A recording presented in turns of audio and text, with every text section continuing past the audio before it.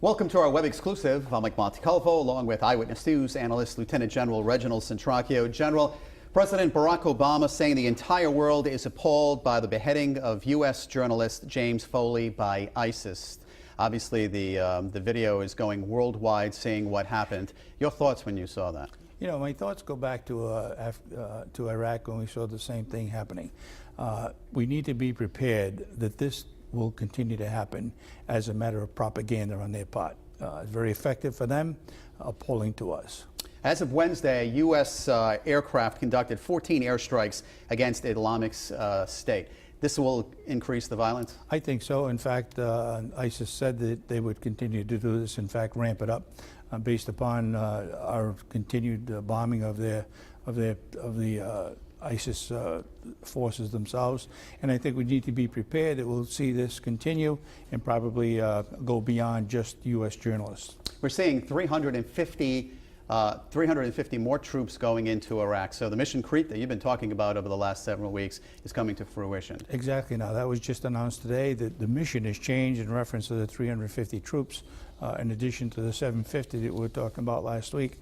Those 350 that were just announced today, at least at the planning stage, will be intended to protect Baghdad and the troops in U.S. interest within Baghdad itself. Is that a change in mission, what we're doing right now? Yes, it is. The initial authority that the president talked about by putting the 750 in there initially was to train the Afghan army and to be available to protect interest in Erbil, as well as to be assistance to locating targets for airstrikes, obviously. James Foley made a statement on camera saying the U.S. was responsible for the violence. Everybody knows he was under duress when he made that statement. Why would ISIS do it knowing that the United States wouldn't believe it? In their mind, Mike, it's a psychological thing. Regardless of whether it's wrong or not, he said it, and for them, that's a win for propaganda for those that would perhaps subscribe to their cause. At what point, General, do you think we're engaged in war? We were engaged when that first bomb dropped, the 500 bomb dropped last week sometime. Now we're starting to see that expand significantly, and when you start talking about more troops on the ground, we are back at war, and there's no way around that. So do you see it ramping up even more at this point? I do, unfortunately, I do. I see we'll probably get into the somewhat of a I'm not sure exactly how you would put it, but getting arms to the Kurdish militia is part of that whole emphasis and expansion of the war.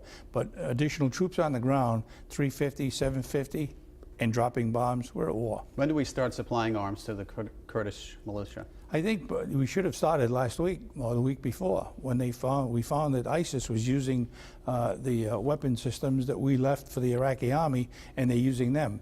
We need to give the Kurd army or the Kurdish militia equal capability to be able to use similar type weapons to be able to fight them and push them back. Our next step, is it already happened, or is there something else that's going to come? I think the next step is to get really serious about how much of the ISIS threat we're going to eliminate.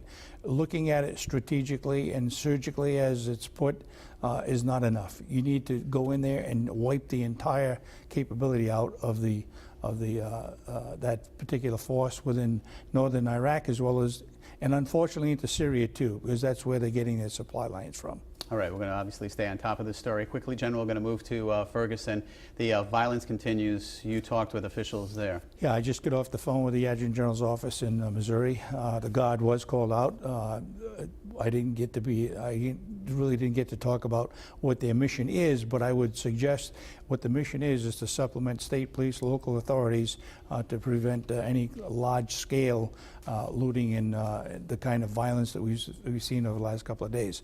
But I would suggest to you that if it continues, the Guard will be employed first line alongside the state police and local authorities. They're trying to keep the violence down. Will the Guard be armed at this point? Well, you know, it's always been a bone of contention. I don't know. Most likely they will be. At this point, I'm not sure whether they are or not. All right. As always, General Centracchio, thank you for your thoughts, and thanks for watching.